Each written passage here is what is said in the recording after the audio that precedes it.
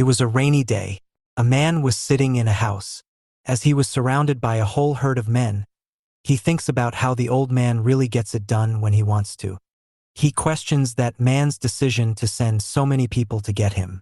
The people who came to get him treated him with respect, but told him to hurry up and prepare for his fate. The man then took off his shirt, revealing his ripped physique. He questioned the group of men if they really thought they would be able to get the better of him. The man leading the group tells his men to do as the chairman had suggested, take out the shirtless man. His group of men rallied with his orders.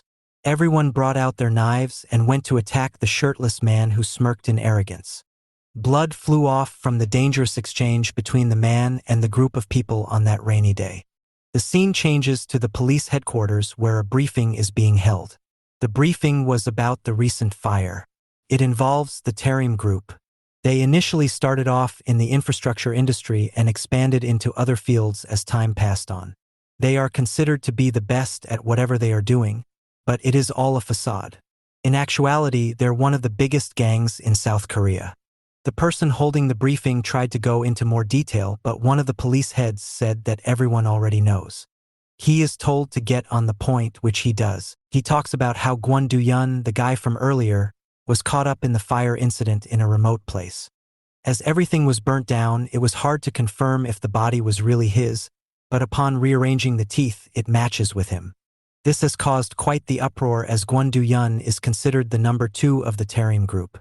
Currently, a funeral is being held for Kwon Do-yeon. The funeral is being monitored by the police.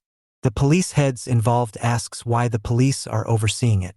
The speaker tells them that it is because the gang might be looking to take action in revenge of the passing of Do-yeon. One of the heads says that he does expect a bloodbath because of this, but gangsters taking out each other is good for them in the long run.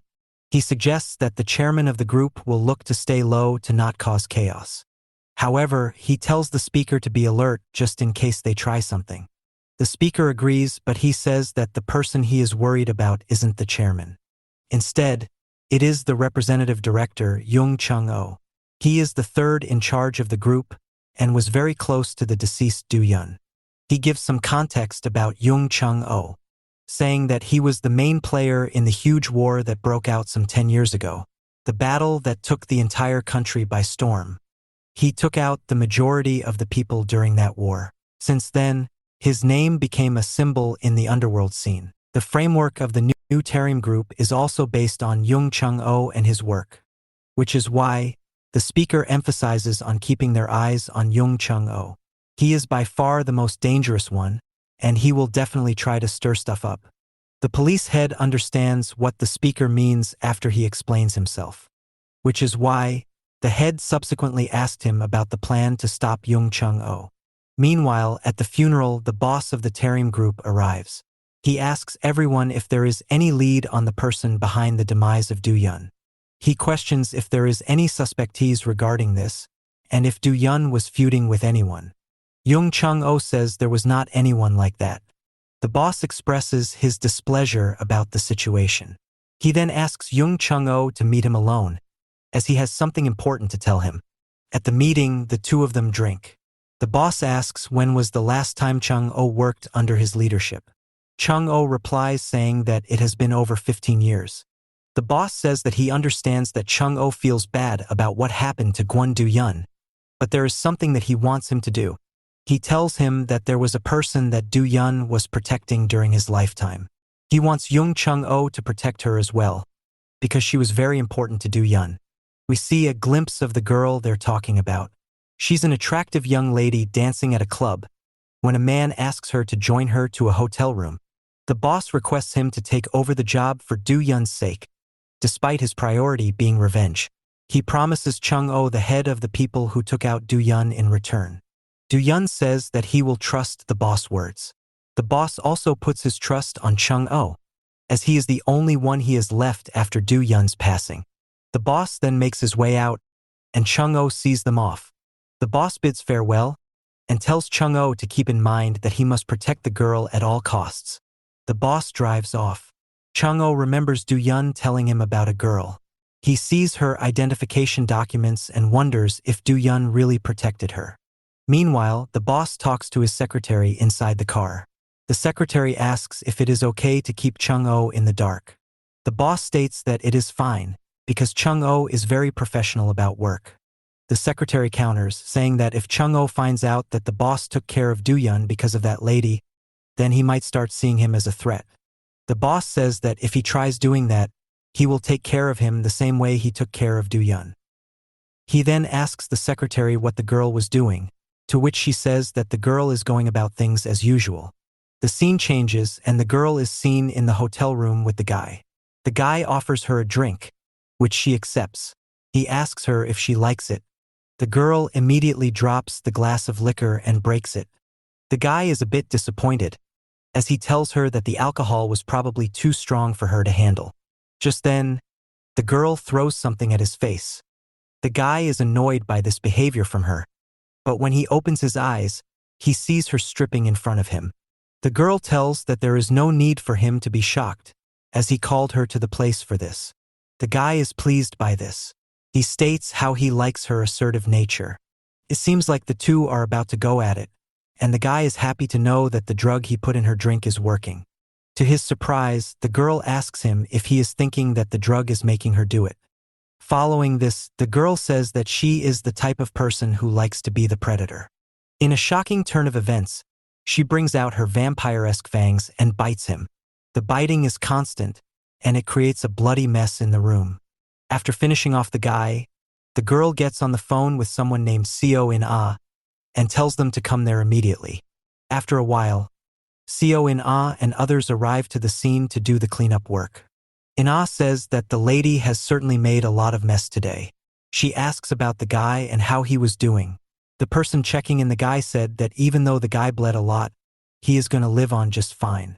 At that moment, Young Chung-Oh arrives to the scene and talks to Seo In-ah. In-ah is surprised to see Chung-Oh arriving so quickly. Chung-Oh says that it is because the boss told him to go there quickly.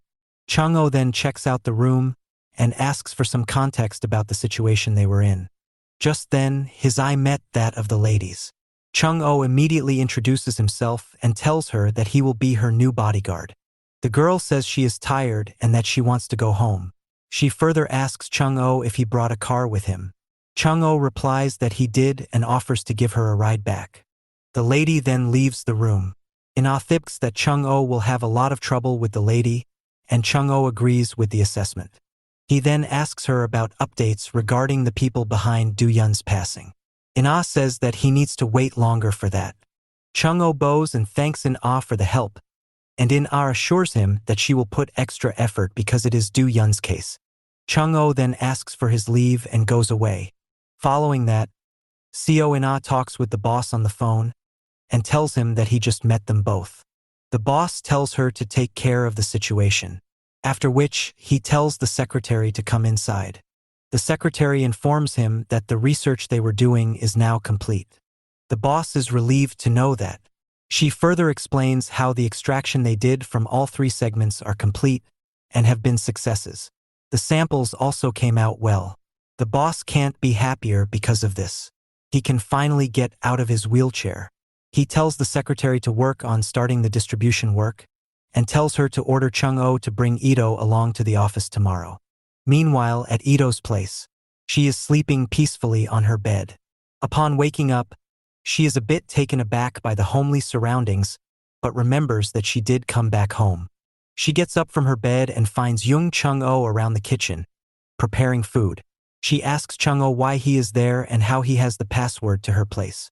Chung-Oh replies that he is here because the boss told him to, and that he got in because he has a master key. He then lets her know that he has prepared her breakfast.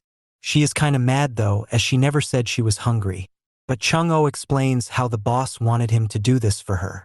Chung-Oh then goes to make a phone call, whereas Ito felt irritated by the boss' interference in her life. While Chung-Oh was on the phone, Idol tried the tempting food that was on offer, and after having it, she was quite amused. Chung-Oh came back and asked her if she liked the food. She didn't answer him directly but made sure to ask him where he got it from.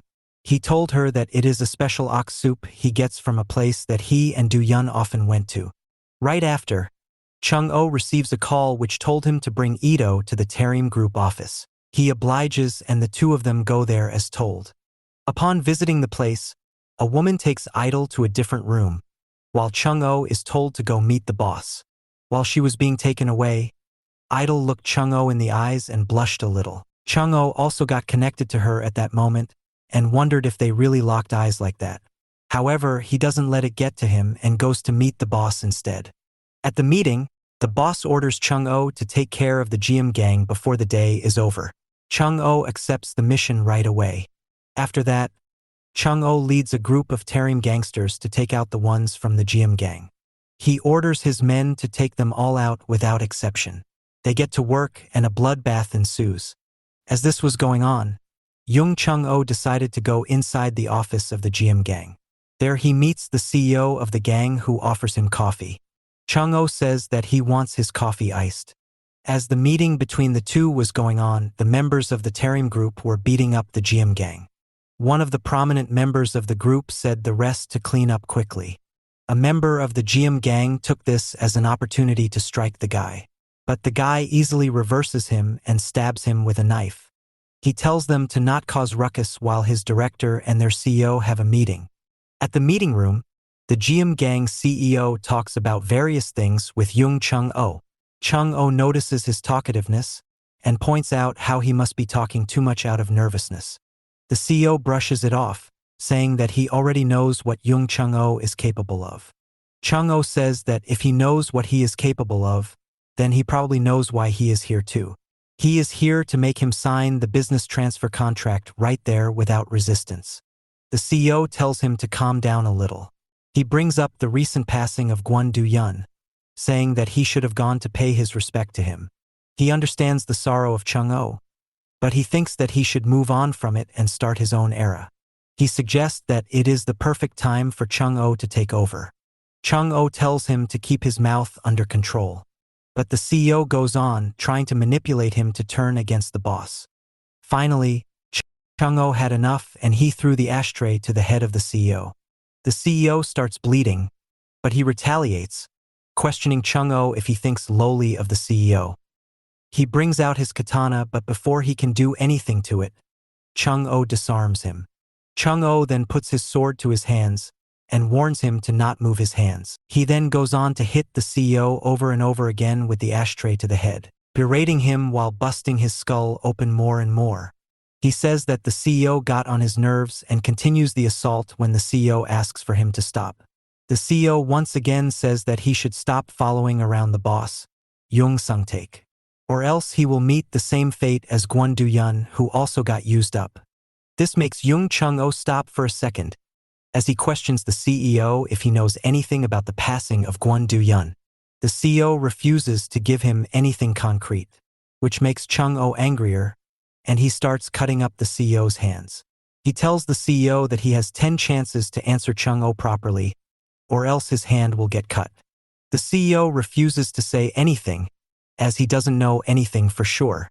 Irate, Chung-Oh starts cutting the CEO's hand little by little.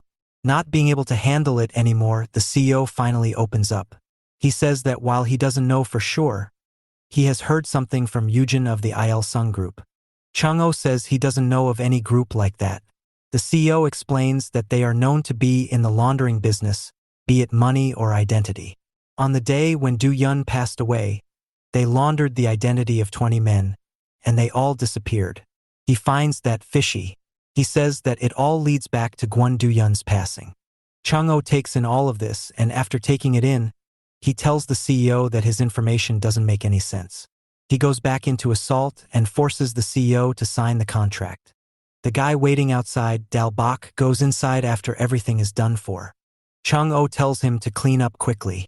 He also asks Dalbach if he knows anything about the Il Sung group. Dalbach doesn't, so Chung-Oh asks if there is someone who does. Dalbach remembers one guy who can bring all the information. Chung-Oh tells Dalbach to figure out stuff about the Il Sung in secrecy. Dalbach agrees. After that, they make their way out of the place. The police keep a close eye on this from the nearby hill and report it to the higher up. They talk about how this can be a good opportunity to get Chung-Oh, but they don't want to jump the gun and risk anything. They also talk about how Gu Jagwong was making his way out of prison soon. Du Yun's passing will give Jagwong the license to wreak havoc. Problems will arise as expected, so it will all go according to their grand plan. Which is why they want to watch and wait. They also notice how Chung-Oh was going somewhere, and assume that he must be going to visit the chairman, Jung Sung-taek. They decide to follow Chung-Oh without getting caught. The scene changes to the Tarim Group headquarters. Chung-Oh is welcomed at the office, and he is told to change into new clothes and take a shower before meeting the boss. He looks at the picture of the girl again, and wonders if Du Yun was protecting her. He also remembers what the Jiam Gang CEO said. Not only that, but the final message from Du Yun to him told him to stay alive. It's nothing concrete, but it is a good starting point for Chung-Oh. He also wants to know more about CEO Yujin of the Il Sung Group. After he gets out, he is let into the boss room. Upon entering, the boss thanks him for the good work. The boss then says that Chung-Oh didn't ask anything today as well. Chung-Oh is a bit clueless, but the boss explains how he didn't ask anything about the girl he was protecting. However, the boss likes that part about him. Suddenly, the boss stands up. This shocks Chung-Oh, as he wonders how the boss stood up without his cane. After that, the boss turned around to show Chung-Oh a completely changed and youthful appearance, saying this is the reason why Jung Chung-Oh must protect the girl. Meanwhile, Dalbach is seen driving somewhere. He calls someone called Raleigh, but she doesn't pick up. He expresses his annoyance at her for ignoring calls. However, he eventually finds her house. The house seems to be in a run-down and discreet area. Dalbach wonders why she lives there. Raleigh sees him arriving from the security camera and opens the door through her computer. Dalbach drives in while also thinking that her taste in food is bad too. He gets out and carries out the heavy packaging. Raleigh asks him through the sound system outside if he had brought her packaging. He answers that he did, and so he is let into the house. The house is luxurious from the inside despite the outer look. Dalbach slowly makes his way into Raleigh's room. Upon entering, he suggests Raleigh to pick up phone calls. He gave her a phone for that reason months ago. Raleigh doesn't talk to him directly, instead using a text board to ask him about the stuff she wanted. Dalbach hands it over, saying he worked hard to get it. It's a box full of candies, which Raleigh likes a lot and is happy. Dalbach doesn't really understand why she likes it. Raleigh then uses the text board again to tell him that she has a gift for him in the other room. Dalbach doesn't know what it is, but he is excited. After going there, he sees that it is a very expensive limited edition sneaker that he wanted. He is happy to see it and puts them on instead of his shoes immediately. He likes the feel of it on his feet, and his opinion on Raleigh changes immediately. He starts calling her a cutie and offers to hug her for the gift. Raleigh uses her text board to tell him that if he tries getting close to her, she will finish him. Dalbach thinks it's quite harsh and inhumane of her. Raleigh uses the board again to ask him why he came to see her. Dalbach remembers and tells her that he came to find out information about the Il Sung Group. He needs it immediately, as it is an order from director Jung Chung-Oh. On the other hand, Jung Chung-Oh goes to Ito's home and thinks about who she even is. Just then he receives a call from Dalbach, who tells him that he found out about the Il Sung Group. He says that they are currently on a gun laundering assignment in Busan for the Russian mafia. He asks Chung-Oh if they should go there and approach them in Busan. Chung-Oh is against it and tells them not to, as it is not the right time. Besides, Gu Jagwong is getting released today, so he has that to worry about as well. Which is why Chung-Oh orders Dalbach to gather more information about their path to Busan, and if anyone is behind them. Not only that, but he also wants him to look into the 20 people who went missing after their identities were laundered. There must be some evidence about it. Dalbach obliges, but says that he will first look into the path of the enemy. Chung-Oh wants him to do it while keeping it a secret. Meanwhile, Gu Jagwong is released from prison. He is greeted farewell by the inmates, and on the outside, his group gives him a hero's welcome back. The first question asked by Jagwong was if Du Yun was really finished off.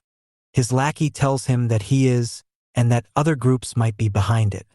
Jagwong wanted to take Du Yun's life, but he is happy that he is gone anyway. Following that, he expresses his will to visit the chairman and also meet up with Chung-Oh, who he despises. One of his lackeys informs him about the absurdity going on within the company, and it shocks Jag-Wong. He still can't believe it once he sees it, but it was true. The chairman is now younger all of a sudden, and he was beating someone up in an MMA fight. Chung-Oh appears with his men and asks Jag-Wong what he will do if he doesn't believe it. Seeing Chung-Oh pisses off Jag-Wong. He pokes him about the passing of Gwon Do-yun, someone Chung-Oh admired, by saying that Chung-Oh looked unbothered by it. He wonders if he wants to take Do-yun's spot.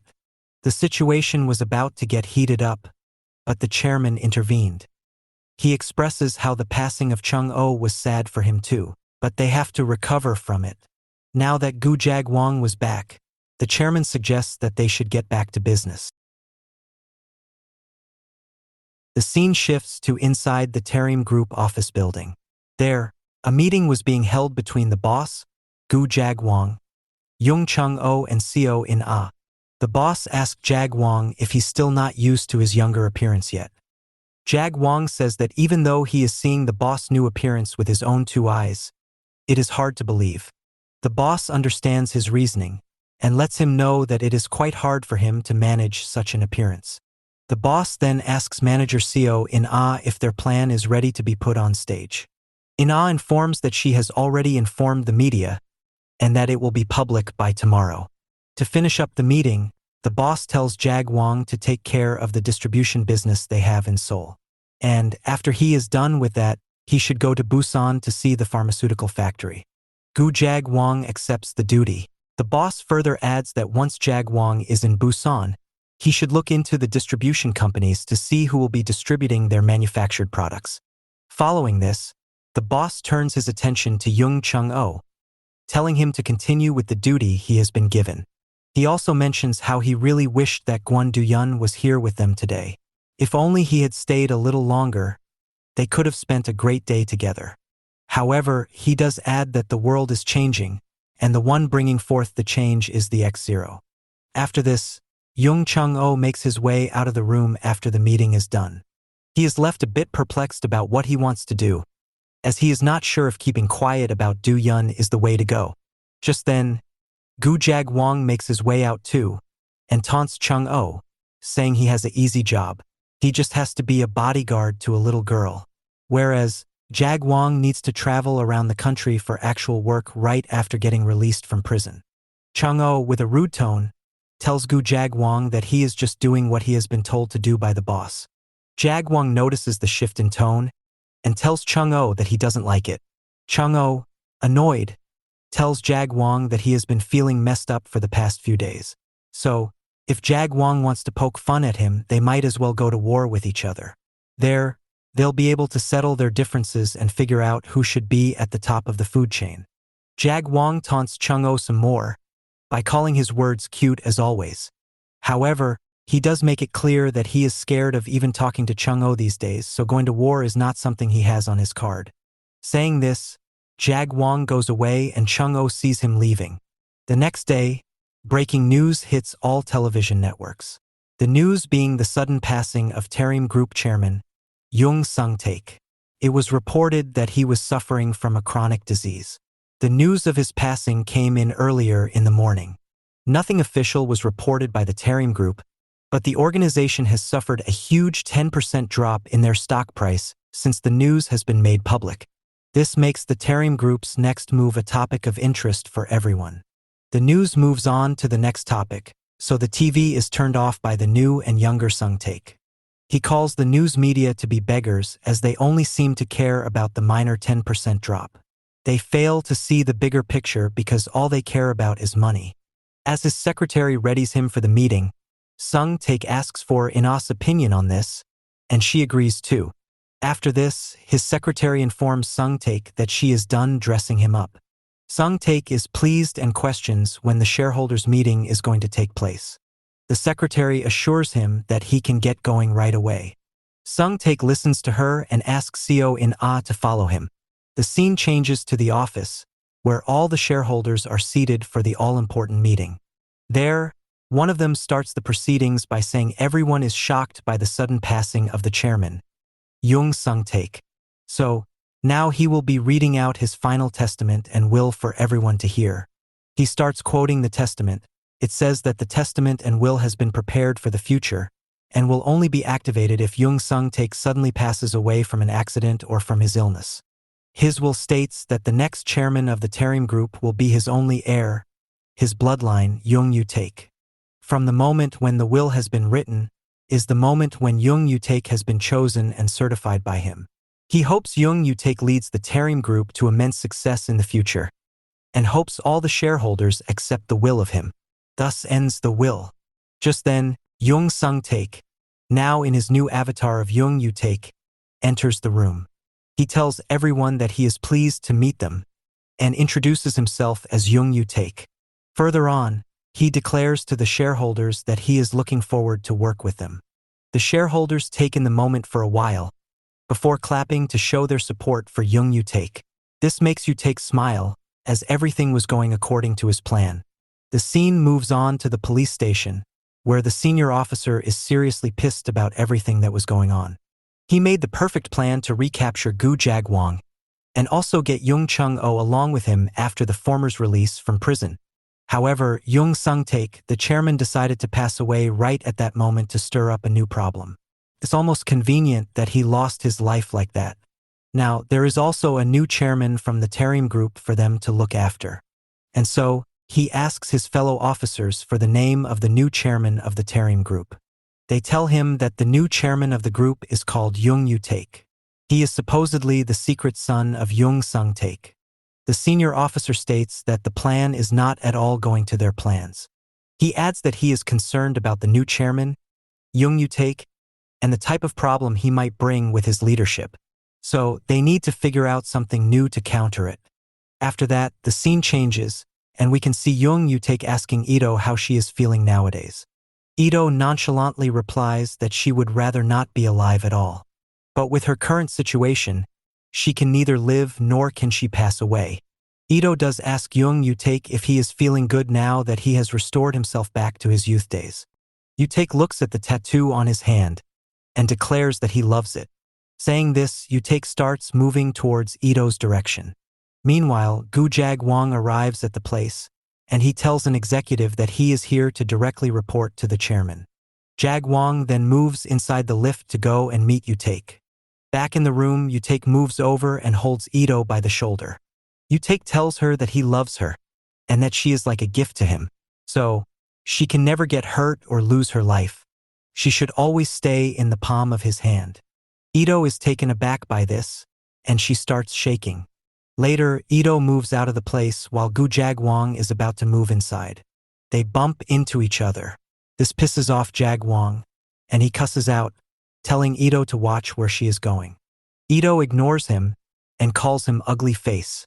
This angers Jagwong, and in anger, he goes to attack Ito to teach her a lesson. Ito closes her eyes in fear, but Jung Chung-oh saves her. He tells Jagwong to stop right there, as she is not someone that can be mistreated.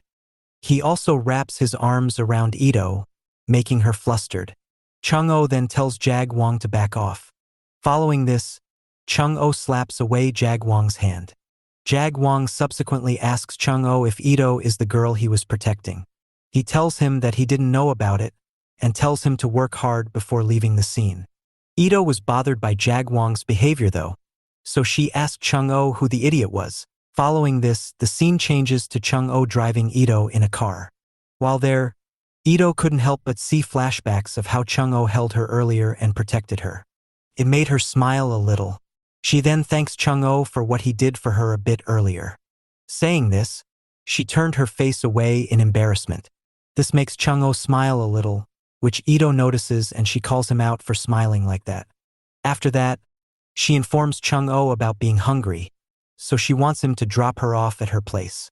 She also wants him to bring her the ox blood soup which had gotten for her the other day. Chung-oh agrees with that and keeps driving. As he keeps driving, he eventually takes a turn. Ito notices this and points out how her house isn't that direction. It is only later that she realizes that Chung-oh had taken her to the restaurant where he bought the soup from. Chung-oh told her that this is the best way to experience the soup, as it is freshly served her. He also assures her by letting her know that there aren't many customers in the shop during this time, so she can eat comfortably without being conscious. After this, Ito gets out and they go inside the restaurant. Once inside, they're served with 1 blood sausage soup and 1 ox blood soup. The lady who served them the soup mentions how this was the first time Chung-oh came with a girl. Previously, he would only come with the guy with long hair.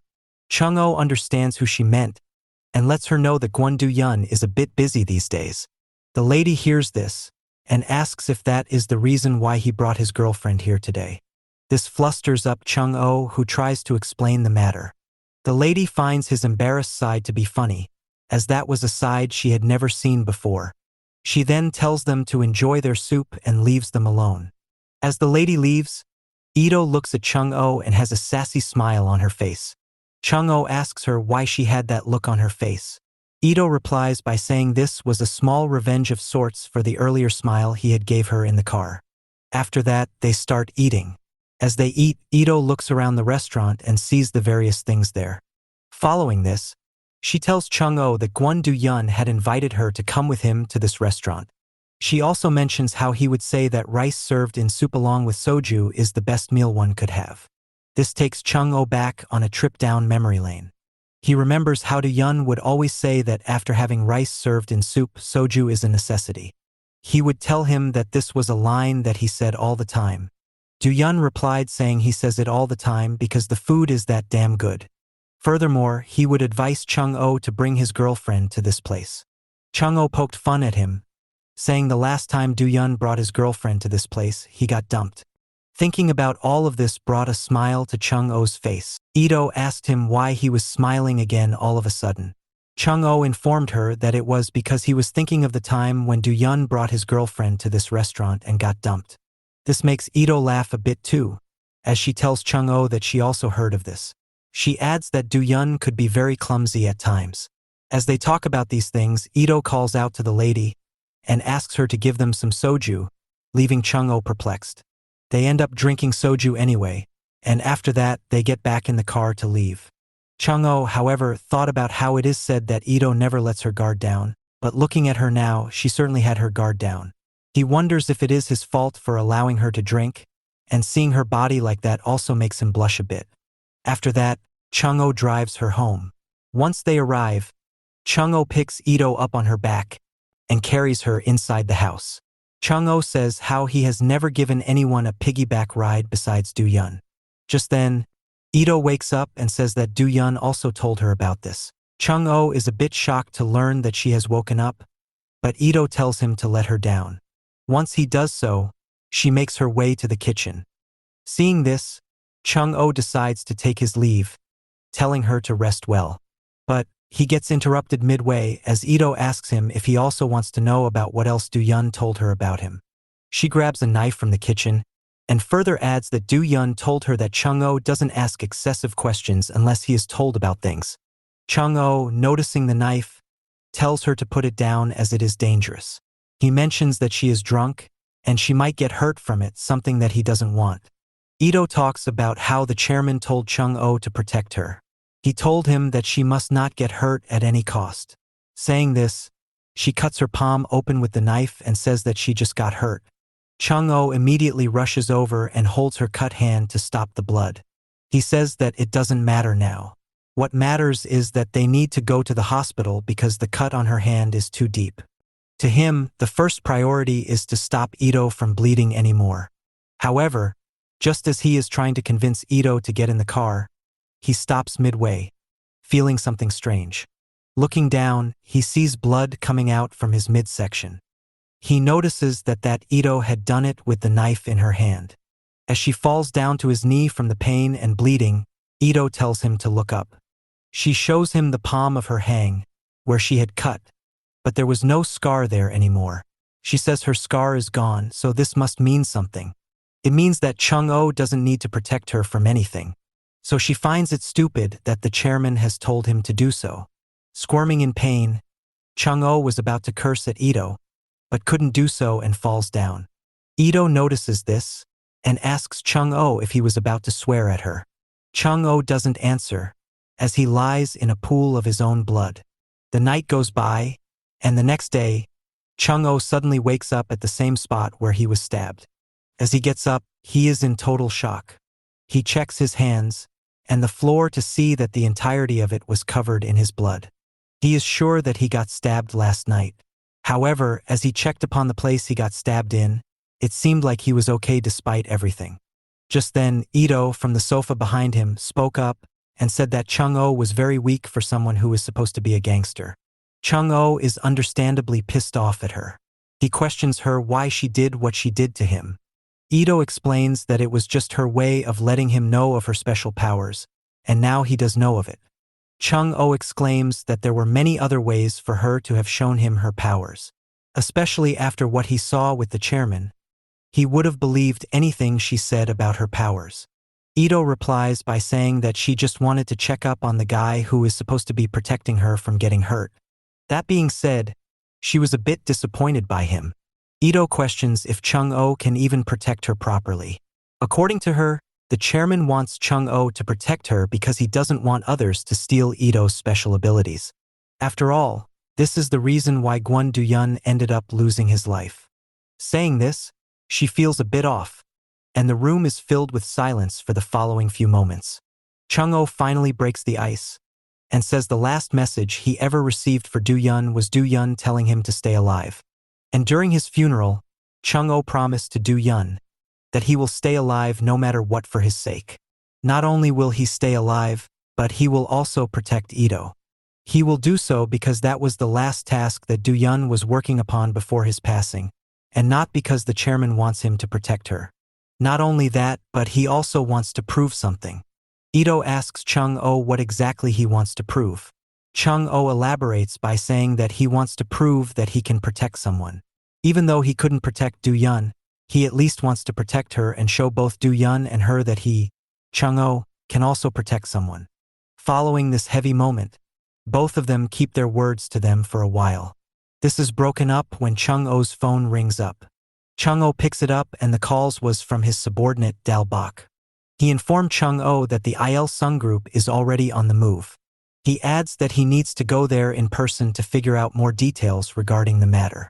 But on the surface, it seems like the Il Sung group want to meet up with someone.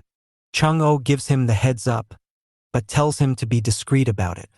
However, he does tell Dalbach to go to that place with the weird girl, Raleigh. Hearing this, uncertainty hits Dalbach. He expresses his unwillingness to go to that place with Raleigh. He tells Chung-oh that he already knows how Raleigh behaves, so she will just end up treating him like a slave. Chung-oh replies by telling him that Raleigh will be the key for them to do good in that mission, so he shouldn't whine and do as Chung-oh instructs. Dalbach hesitantly agrees to follow the orders, as he sees the nerdy girl focused on her computers. Chung-oh tells him to use Raleigh's car, which is in the garage. The fact that he needs to go with Raleigh makes Dalbach cry, but he has no choice but to follow the orders. The scene shifts to the nighttime, as we see a few masked men in a black car arrive near a hotel. One of them tells someone on the phone that they've arrived at the location and move into action right away. The men get out of their car with assault rifles in their possession. Inside the hotel, a man is seen drinking alcohol with his subordinates. He toasts the drink to the success of them working well, and his subordinates also thank him for working so hard. One of the subordinates asks the man if they are okay with the order from the higher-ups. The guy tells him that it is fine and that they've done their part in the job. The subordinate replies saying that it does leave a bad taste in his mouth. The senior guy reassures him, saying he did put enough thought into it. He is certain that they won't be able to mess with them. So, he tells his guys to drink without thinking much. They oblige. After that, the guy asks one of the subordinates about the drugs, and if the samples for it are out. The subordinate confirms that it is indeed out, and that it is an S-tier product, just as the guy wanted it. The main guy is glad, as he thought they were letting others take too much credit for all the work that they've done. His subordinate asks him if he is looking to get into a higher position within the group.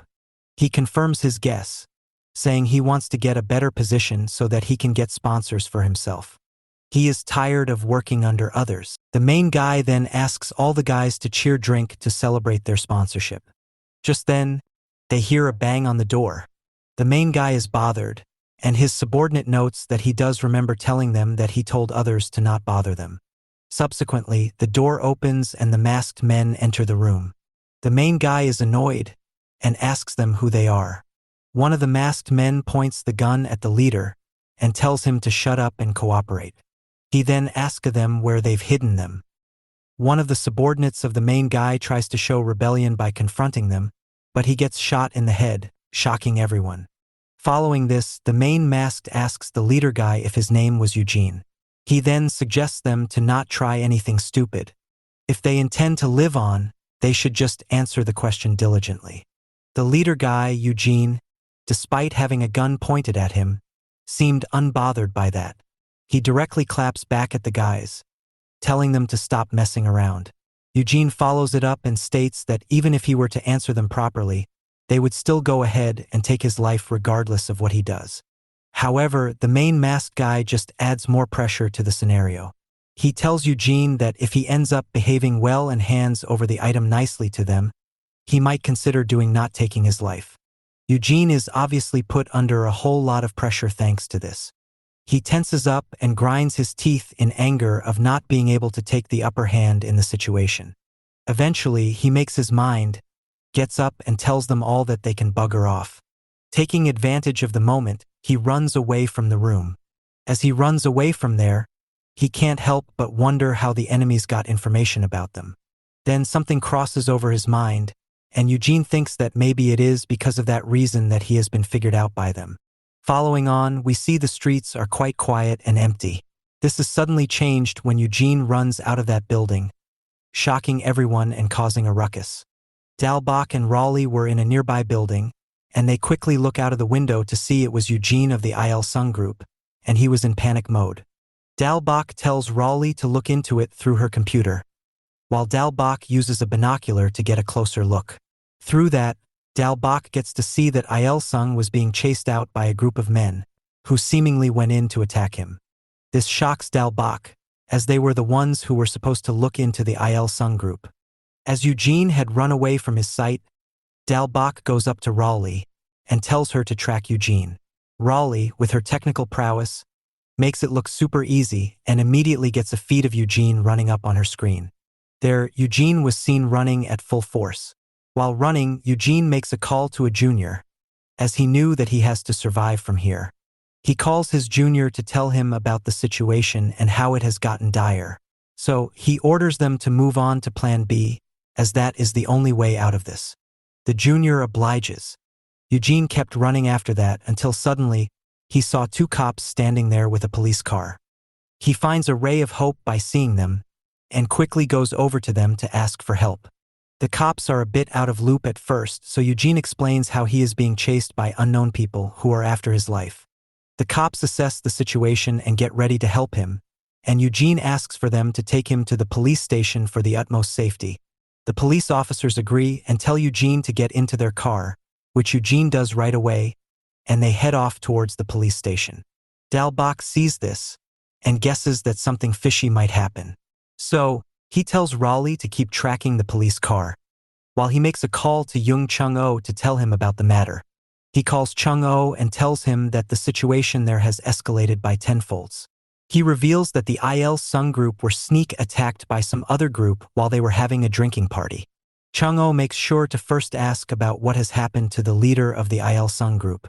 Dalbach tells him that Eugene was being chased, so he went off to the police, who took him in a police car and are supposedly taking him to the police station. However, they have noticed some suspicious movements from them, so he has told Raleigh to keep tracking the car. Meanwhile, he thinks they should also track down the attackers who attacked the Il Sung group to get a lead on what happened. Just then, Raleigh notices something crucial and tells Dalbach through her message board that the police car has taken a suspicious route out of nowhere. They are currently going to the suburbs instead of the police station, she said through her message board. While still engaged in a phone call, Dalbach quickly rushes over to see the computer screen to find out that the police car was indeed heading to the suburbs. This made him wonder just why the police are doing that, and what could be the reason. He tells Jung Chung-oh that he does not see this going well, and that this might cause some problems for them. Chung-oh agrees and says that the activities are truly suspicious, so Dalbach and Raleigh should keep tracking the police car. Dalbach obliges, and the two of them start analyzing the footage they see on their screen. Meanwhile, the scene changes to inside the police car, where we can see that Eugene is handcuffed. Eugene asks the cops if it was really necessary for them to handcuff him, when he agreed to peacefully cooperate with them. He also notices that the path they were heading to seemed like it was not going to take them to the police station. This made Eugene panic a bit. The cop sitting beside him notices the sudden spike in questions from Eugene. So he brings out his gun and points it at Eugene's head. Eugene is dumbfounded by this, as he questions just why they were doing this to him. He had trusted them thinking they were cops, but as it turns out, they seemed to be working against him.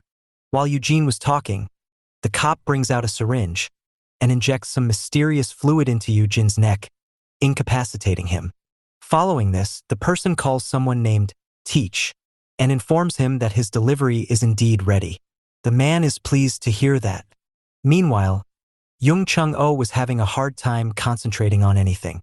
He had guessed that the Il Sung group had enemies other than them, but he didn't expect them to strike first. So he wonders just who had struck them.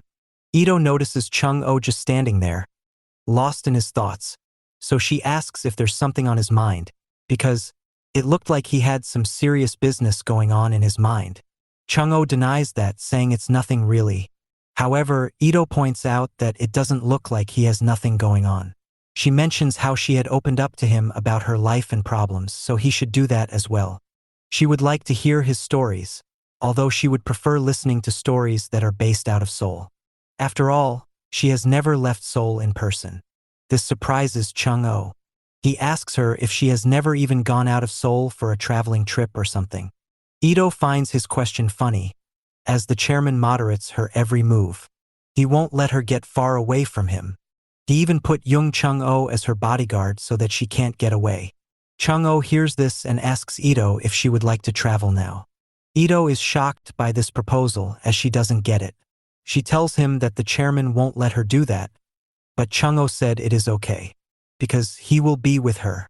So he asks her if she would like to go or not.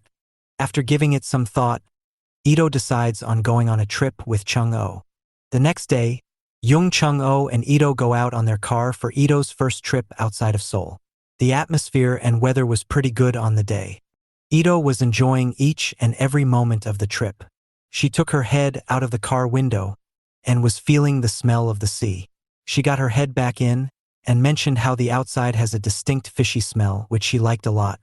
Jung Chung-oh tells her that she will catch a cold soon if she keeps her head out of the window like that.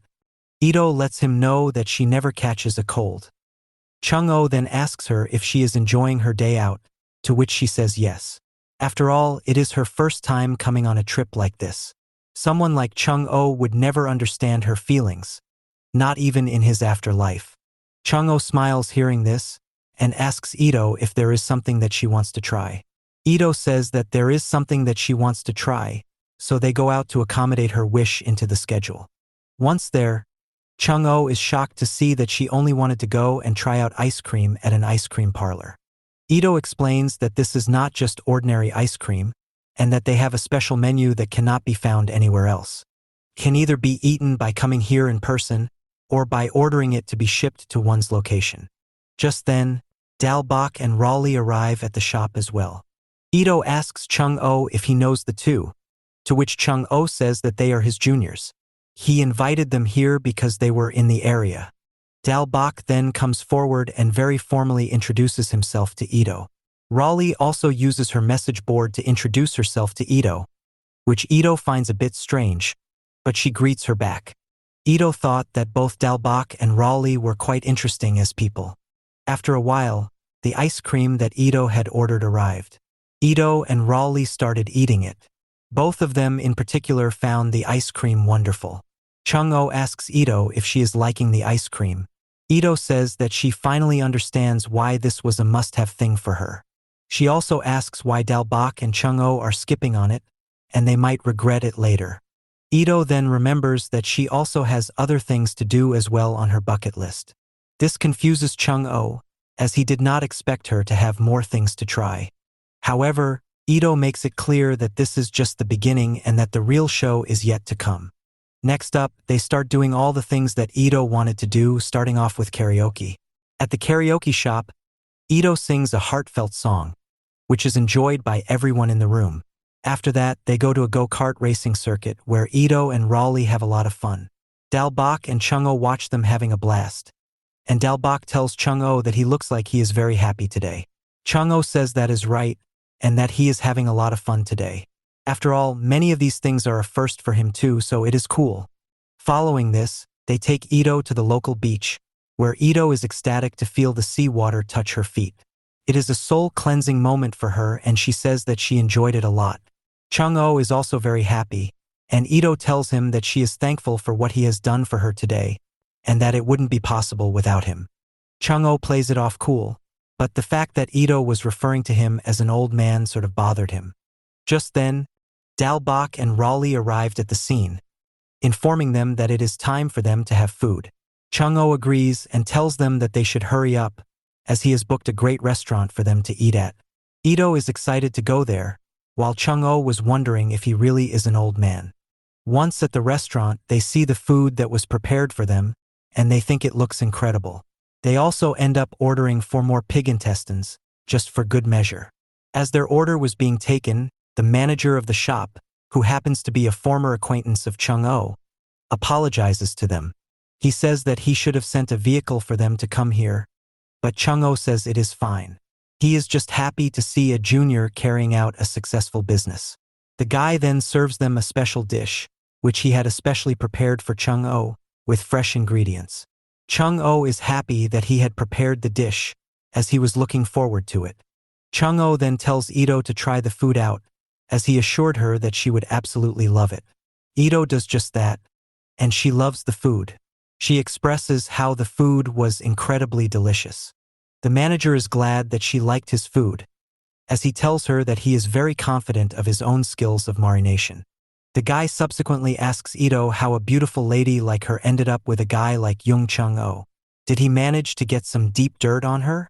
How did the two of them meet and get together? All these questions had Ito on the fence, as she was feeling embarrassed. Chung-Oh tells the guy to stop, while thinking about how this was the first time he has seen Ito get so nervous over something simple. The scene suddenly changes to a man saying that he is truly in awe.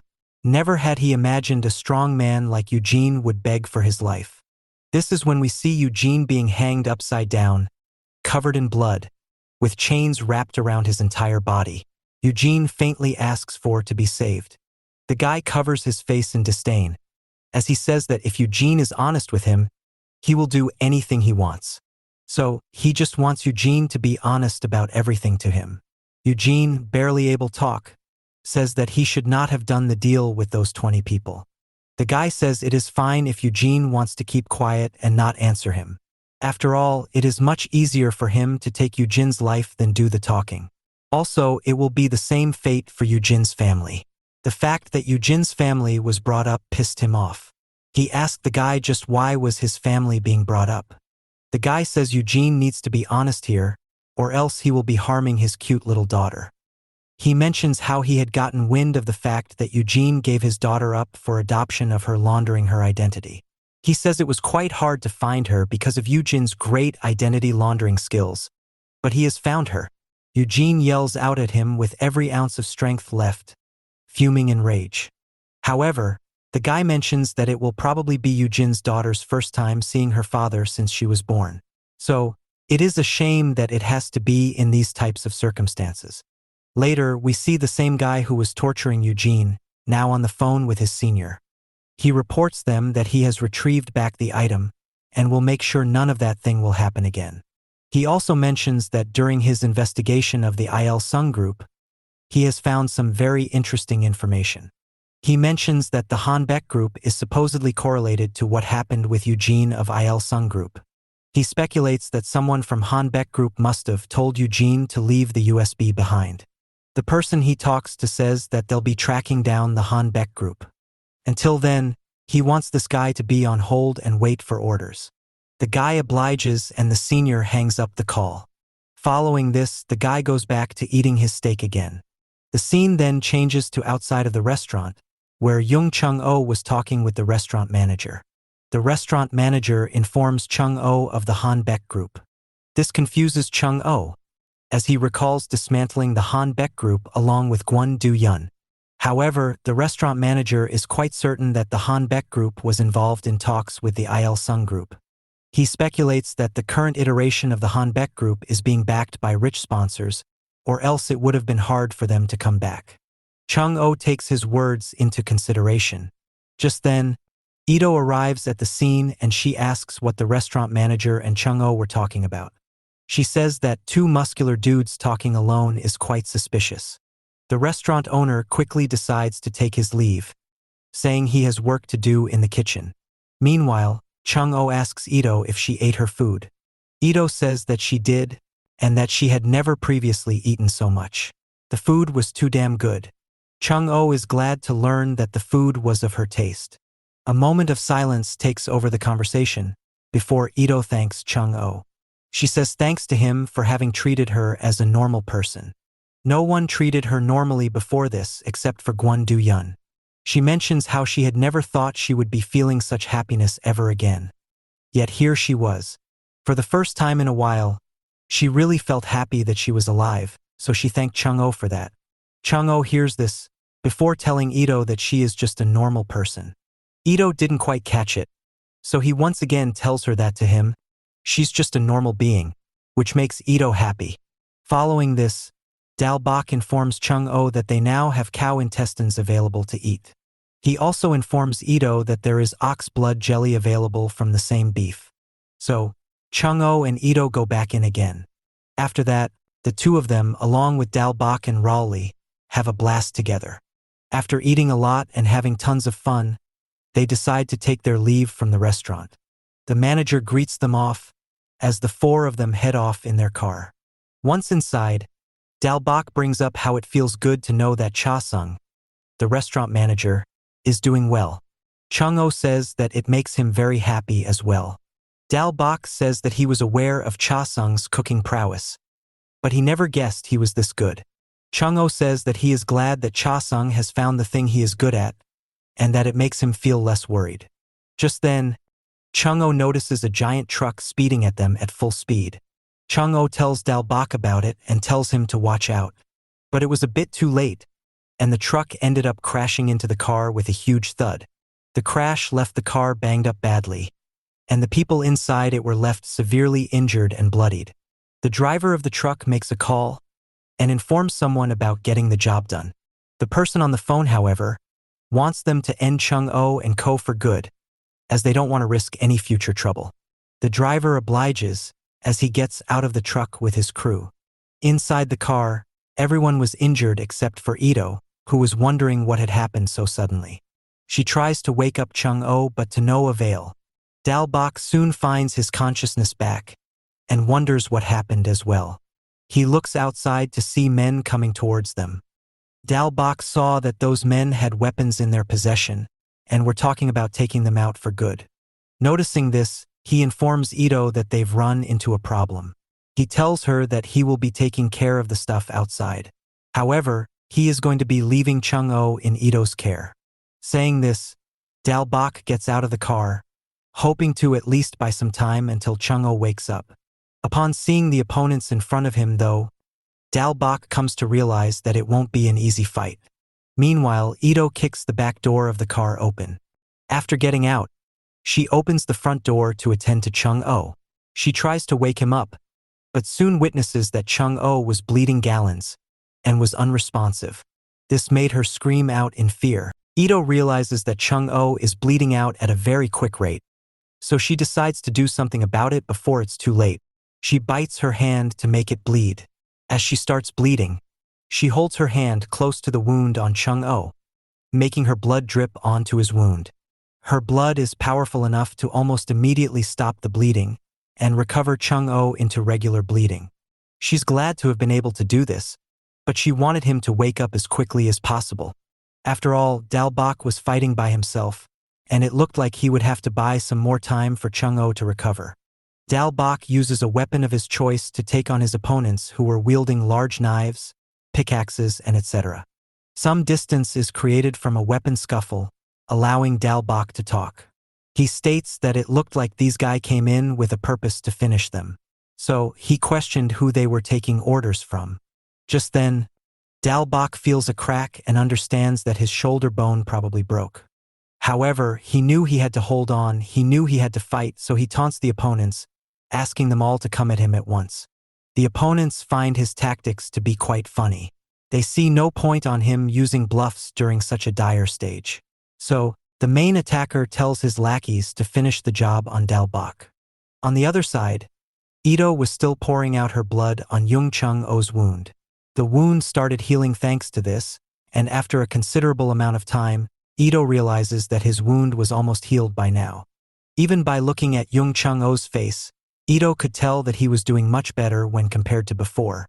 However, she feels weak and wonders if she had mistakenly taken out too much blood from her body. Suddenly, the weakness comes to the heart, and she feels pain there. The pain, along with the weakness, makes her dizzy, and Ito falls down on the ground. Her hands were shaking from the after effects. Meanwhile, Dalbach kept on fighting the enemies by himself, and even gets a cut on his cheek. However, he manages to maneuver his way out of danger, and manages to trap the guy's arm in his hand. This allowed him an open shot, and he tried to capitalize on it by smashing his opponent's head with a weapon. But before he could do so, a partner of the guy kicked his hand away, preventing him to attack. Dalbach is combat smart though, so he falls down and uses the low angle to land a kick to take out the guy in front of him. He tries to regroup from there, but Dalbach is immediately attacked by a pickaxe-wielding opponent. Dalbach manages to move out of the way, but ends up losing his balance. This allowed the enemy to get a good clear slash at Dalbach's chest, drawing massive amounts of blood from the nasty blow.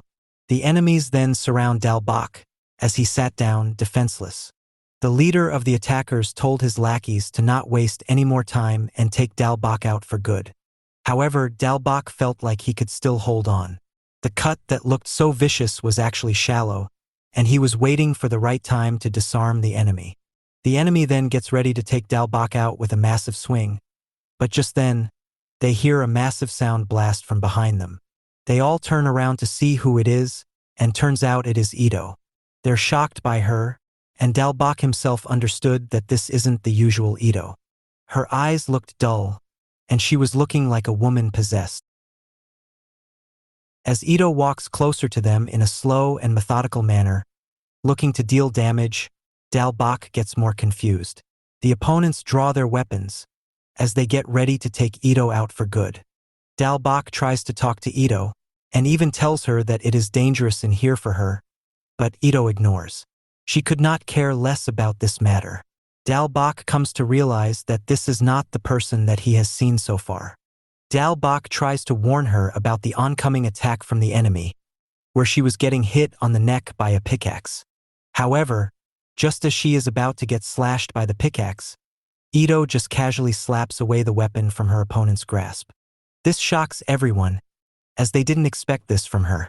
The opponent she disarmed got pissed off, and tried to throw a punch towards Ito's face. But Ito seemed unfazed by it, and just at the final moment shows inhuman reflexes to get out of the way. Another attacker comes straight on and tries to hit Ito with a pickaxe, but she shows more of her reflexes by dodging past him too. A third opponent lied in wait, as the other two were left awestruck by Ito.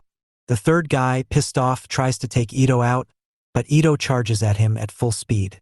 A collision with Ito results, and it leaves the guy with a broken arm. This was truly a surreal moment for everyone present. Dalbach was left speechless by what Ito just did. Just as Ito was walking ahead, another attacker tries to ambush Ito with a pickaxe from the back. It looked like she didn't notice it, but at the very last second, Ito looks back and delivers a massive back fist punch which sends the guy flying past Dalbach. Stunned would be an understatement to describe Dalbach's reaction to all of this. He couldn't believe his eyes. He looked back to see the sheer carnage that was caused by what Ito had done. Each and everyone she had attacked were down and out by now, wheezing in pain that was caused by her. That being said, she was far from being over with her assault on the enemies. She then picked up on the main guy by the throat and started choking him out. The guy coughed and gasped for breath as Ito was squeezing the life out of his body, totally unbothered. The guy states that Ito is a pure monster. A wicked smile shows up across Ito's face before she chokes him out and drops him like a bag of trash on the ground. After she was done, Ito was looking elsewhere and heading that way. Seeing what she had done to save him, Dalbach was happy and reintroduced himself to Ito, asking her if she has recognized him. Hearing Dalbach's voice seemingly triggers something inside of Ito, who turns back around and heads straight at Dalbach with menace.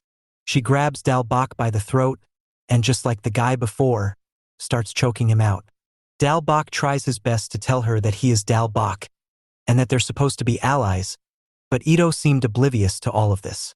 She had a look of almost subtle amusement as she was taking Dalbach's life. Not long after, it finally seemed like Dalbach was losing consciousness. He grabs Ito's hands that were choking out Dalbach. This is when a voice is heard. The voice tells Ito that he is sorry for what he has done.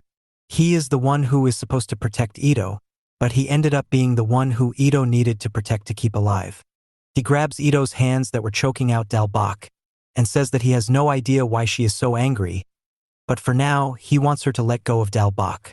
The voice was of Jung Chung-o's. Ito listened, but she was still holding a strangling grab on Dalbach's throat. Dalbach notices Jung Chung-o and calls out to him. He wanted to try and warn Jung Chung-o of what Ito is capable of, but Ito had already turned her attention to him. Before Dalbach could warn, Ito had already started attacking Chung-o. She throws a wild right hook, which Chung-o dodges, as he tries to calm her down. However, Ito doesn't stop and throws another as Chung-o asks her why she was so mad. Ito pressed on to attack, but Chung-o managed to catch both her hands and held her off with his strength. They were both caught in a standstill, as Chung-o couldn't believe the kind of power that Ito was generating. Dalbach, now free of Ito's grasp, takes a breath in and tells Jung Chung-o that all the enemies who are down out injured are not because of Dalbach. Instead, it was the doing of Ito, who had suddenly gone full psycho out of nowhere. This bit of information stuns Chung-o, as he couldn't believe it. He asks Dalbach if what he is saying is really the truth. This bit of momentary distraction from Jung Chung-o is enough for Ito to pounce on. And she did pounce on the mistake. As Dalbach screams out in fear for Chung-o, Ito has now gained a full mount on top of Chung-o and grabs his throat to choke him out. Dalbach asks Chung-o if he is doing okay, to which Chung-o tells Dalbach that he is doing okay for now, and that Dalbach should maintain his distance for now. As Ito kept choking Jung Chung-o, the guy himself managed to keep his calm. He turns his attention to Ito and asks Ito for an answer on just what had happened to her, in a soft and calm tone. Despite this, Ito continues on as she was doing. She keeps on choking Jung Chung-o with no mercy on her side. However, when she looks at the struggle on Chung-o's face, something clicks inside of her. So, Ito suddenly lets go of the strangling hold that she had on him, and then lays her head on top of Chung-o's chest. This sort of confuses Chung-o. Next up, the scene changes to a luxurious building, with the morning sun shining beautifully. The sun ray gets inside the building, and it causes Ito, who was sleeping on a bed, to wake up from her sleep. After waking up, Ito seemed to be back to normal, and it looked like she was very confused about where she was. She didn't know where it was, and how she had gotten there from where she was. Ito gets up from her bed, while we see that Jung Chung-o is on the phone with someone. Chung-o apologizes to the manager for causing such a huge inconvenience at such a critical time. He also thanks the manager for his hard work in taking care of the matter. Moreover, he makes sure to tell the manager to not tell the company and especially the chairman about this matter in any way. The manager, Co In-ah, assures him that it is okay and that he won't have to worry about it. Chung-o expresses his gratitude towards manager Co In-ah, thanking her for everything as usual. Co In-ah accepts his gratitude, but questions if he had really caused the issue in the first place. From what she reckons, it sure as heck didn't look like something that was done by Jung Chung-o. So, it makes her wonder who had done it. Chung-oh tells manager In-ah that he can't tell her about the matter now, but he will be telling her all about it once he is back at work. The manager says that it sounds good to her, and then they greet each other off before hanging up the call. After Chung-oh is done with the call, Ito calls him from behind, and she addresses him as old man, pretty much confirming that she is now okay. Chung-oh notices Ito standing there, and sees that she has woken up, so he asks her if she is doing okay. To which Ito says yes. However, Ito seemed concerned, so she asked Chung-oh about him. She asks him if he is doing okay. With a subtle smile, Chung-oh says that he is indeed fine, and that it is because of how Ito saved his life yesterday. This reminds Ito what happened last night, as she remembers the fatal injury that Chung-oh got. Following this, she bit her wrists and proceeded to pour that blood onto Chung-oh's wound, using it to heal the wound. She constantly pestered him to wake up because she was worried about him. After recalling all the memories, Ito smiles a little and says that she is glad about it all. Moments later, Chung-oh asks Ito if she has any recalling of the things that happened last night. Ito says that she does, but only parts of it. It was the first time she has lost control of herself like that. She is sure that she didn't do it on purpose because she knows to do better than that. However, she still couldn't control herself. This makes her ask Chung-oh if she really is a monster as described by many others. Chung-oh quickly turns this down, saying she is not a monster, and that she is a good person. If not to anyone, then at least she is to him. Furthermore, Chung-oh assures Ito that no one will call her a monster ever again. This confuses Ito, but Chung-oh elaborates that if someone were to try that, he would teach them a lesson. Ito is deeply touched by Chung-oh's words and thanks him. However, deep inside she feels terrible. After all, she had tried to take Chung-oh's life but failed to do so. It makes her wonder just when she will try to do that again, and this time harm Chung-oh like she harmed the masked men. So, Ito resolves to keep her distance from Chung-oh. Her facial expressions change, and Chung-oh notices this. Seeing her distressed, he asks Ito if there is anything wrong. Ito straight up denies it, saying she is just a bit homesick and that she would like to go back home. Chung-oh understands her reasoning, and so he tells her to get ready, as they'll be heading out soon. Meanwhile, the scene shifts to an influential old man walking through a hallway with his bodyguard entourage. Once they reach the door, one of the bodyguards contacts the inside and informs them that the congressman is going to enter the room. Once done, the congressman enters the room, which seems to be bar where everyone is drinking. The congressman says that it has been a while, and he looks quite jolly. The bartender wastes no time in asking what the congressman would like to consume. The congressman orders a martini and sits down with the lads to chill. They ask him about his status now, as he had suddenly left a while back because of issues. The congressman says he came back because the new chairman of the Tarim group had invited him over to give him something. He couldn't refuse the offer, as the Tarim group has always been supportive of him, and they also pretty much helped him subdue the case that had him flee abroad in the first place. The opposite guy says that he is glad that everything has been sorted now, and the congressman agrees. Besides, he is also curious about the new chairman of the Tarim group. Even though he is of young age, he seems to be a lot like his elder predecessors. Just then, the new chairman, Jung Yu-taek, arrives with manager Seo In-ah. He apologizes for making them wait, and says that he is grateful towards everyone for arriving despite such a short notice invitation from his side. The congressman immediately recognizes him as the news chairman. The two of them get together and share a handshake, where the congressman introduces himself as ISU.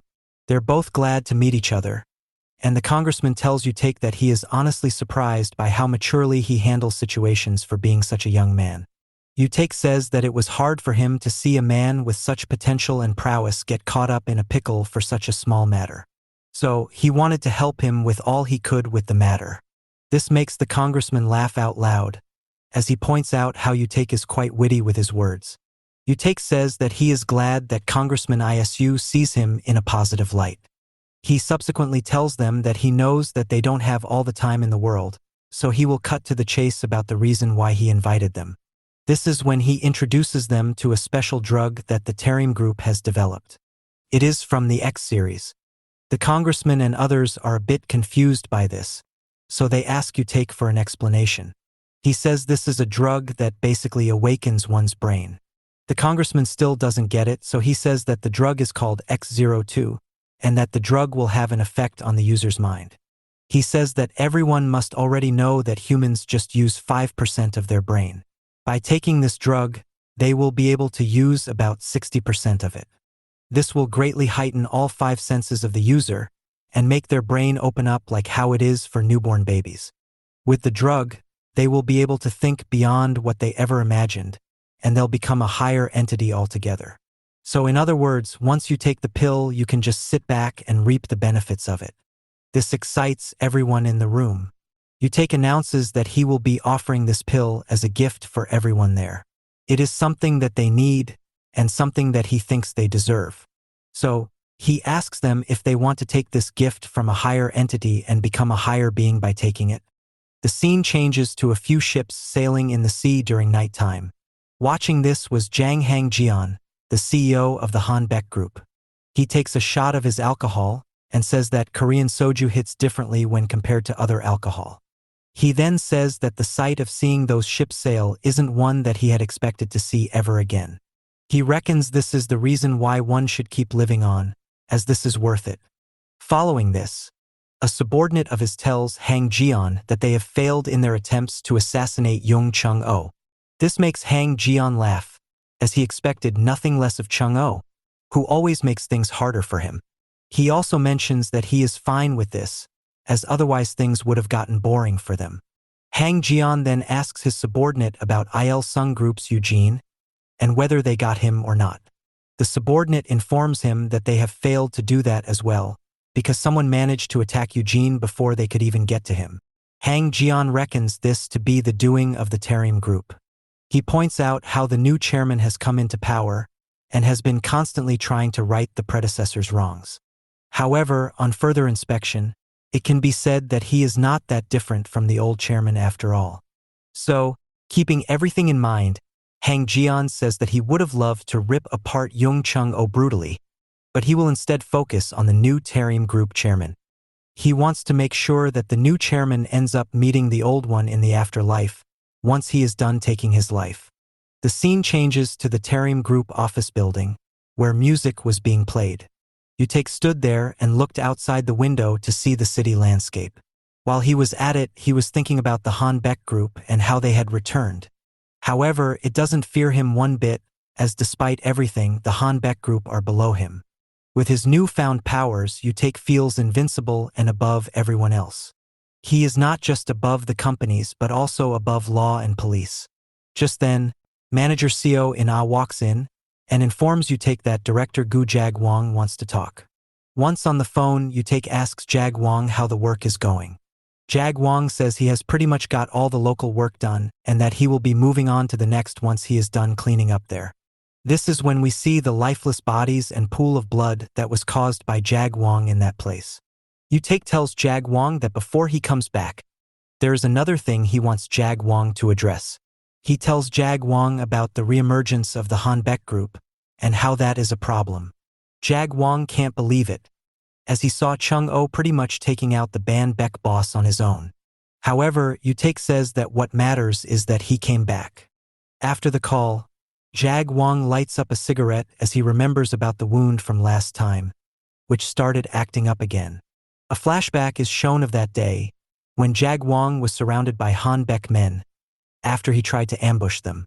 Jag-wong, who was broken down from the fight before, wondered just how they had gotten wind of his sneak attack. Despite the fact that he was injured and had worn out teammates, Jag-wong thought that this was either a great opportunity for him to take them all out, or it'll be his final day. Jam Hang Jian saw this and asked Jag-wong when did he start enjoying defeats. He points out how Jag-wong had gotten tamer after he got wrecked by Yung Chung-oh. Jag-wong agrees with this and says that he doesn't even know what he is doing now, which is why he wants to get this over with soon. Saying this, Jag-wong and his crew charged head-on at the Hanbeck men. At first, Jag-wong exerted dominance. He used an axe to slice down opponents left, right, and center. However, the numbers game caught up and soon he got hit by a baseball bat. What followed was a systematic beatdown of him and his men. After this, Hang Jian and his men were enjoying the sight of a badly beaten up Jag Wang. However, Jag Wang told them to not hesitate and just do what they wanted to do. Hang Jian says this is the Jag Wang he knows, and that he likes how Jag Wang is just being himself. Because others in Jag Wang's place would be begging for their lives. Jag Wang doesn't care about his words and cusses him out. He tells him to just go ahead with it and take his life without hesitating. After all, what bothers him more than the end is seeing that arrogant smile on Hang Jian's face. Eventually, Hang Jian decides to grant Jag Wang his wish and sends in a guy to finish the job. The guy gets ready and points a knife after Jag Wang's throat. This is when a sudden gunshot is heard, and the guy who was supposed to take Jag Wang's life falls down and loses his life. Jag Wang was confused by what happened, but Guan Du-yun, who had shot the guy, explains that it was just another case of Jag Wang getting his but saved by him. The appearance of Guan Du-yun shocks both Gu Jag Wang and Zhang Hang Jian. Jag Wang, however, wastes no time and starts yelling at Du-yun for taking so much time when he informed them earlier. He asks Du-yun to give an answer to that. Du-yun says that he didn't hear a thing that Jag Wang was saying, because they're a bit too far away for having such a conversation. However, Du-yun wastes no time to turn his attention towards Yung Hang Jian, saying he had crossed the line with them this time. Hang Jian suggests it was actually them who started it. Du-yun is surprised that he caught on to this. Hang Jian asks Du-yun if he really came alone without Yung Cheng-o. Du-yun says that he had in fact brought Cheng-o with him, and he orders Cheng-o and crew to come out. Without wasting much dialogue, Du-yun tells Cheng-o and crew to take them out, and they steam right at the Hanbeck guys at full speed. As Yung Cheng-o and his crew start cleaning the place up, Du-yun goes over to Jag Wang. He taunts Jag Wang and asks him how it felt to get beaten up in front of his own people. Jag Wang tells him to shut up and tells him that he will be the one taking down Zhang Hang Jian. Meanwhile, Hang Jian was in conversation with his assistant, who told him to retreat for now. He says it'll be better if they take their revenge later. However, before they could leave, Jag Wang came there and basically declared war on those two guys. The assistant tells Hang Jian to go away, as he will handle this. Jag Wang directly goes to attack the assistant, but the assistant impales his hand with a knife. This seemingly gets the better of Jag Wang, but he fights on. He used their proximity as leverage to hit the assistant with a thunderous punch and knocks him out. Jag Wang then goes after Hang Jian and tells him that he will be beating up Hang Jian as much as his guys beat him up. Saying this, he goes to attack the Hanbeck boss, but Hang Jian manages to evade most of them. Not long after, Hang Jian hits back. Jag Wang is shocked by what Hang Jian had done. Hang Jian throws a punch at Jag Wang, which sends him flying back. Zhang Hang Jian says that he got underestimated by Jag Wang. He calls Jag Wang a piece of crap and says that one should finish what they started while they are still alive. Saying this, Hang Jian was getting ready to stomp Jag Wang's head through the concrete floor. He ends up stomping, but for whatever reason, he stomped on the side and not on Jag Wang's head. This is when we get to see that before he could do so, Hang Jian gets a knife thrown at his calf, disabling him. Hang Jian mentions that he had forgotten about the existence of the guy who attacked him. The guy who attacked him was none other than Yung Cheng-o, who told Hang Jian to stop right there. As Jag Wang was laid out there, barely alive, Hang Jian calls out to Cheng-o and challenges him to a duel to see just what Cheng-o has to offer. The two get ready to fight it out with one another.